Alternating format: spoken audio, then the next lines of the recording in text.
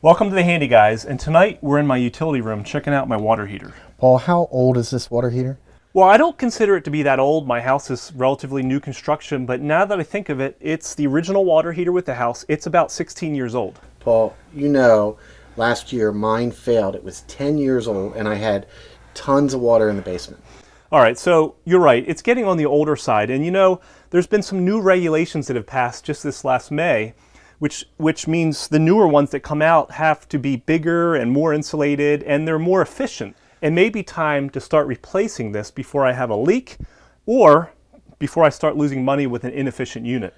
Well, you can go to knowyourwaterheater.com, Paul, and there's a quiz you can take just to answer a few simple questions about the age, about where you live, what kind of usage you have, and it'll give you an idea of how much life is left in your water heater. Now, I use hot water for a lot of things, of course. I have a family, there's showers going all the time, washing machines. I need my water heater. So I am going to look into getting this replaced. I think it's due, but what are my choices? Well, the newer ones, you have some new efficiency regulations. So the newer ones to replace the tank are going to be a little bigger, maybe a little wider, a little taller, but you could also put in a tankless or an on-demand water heater, much more compact, would hang on the wall. Right, so if you don't have enough space in where your previous unit is, right, you could use a tankless. Now, I've heard, though, that these tankless water heaters, while they're great, they only heat when you need heat. They do cost a little bit more to get started. Yeah, they are more money, Paul, but they may last 5 to 10 years longer than a regular storage tank water heater. Oh, that's good to know. And I like the idea that I'm not always heating a tank full of water, because if I'm away, why do I need to heat water? That's right.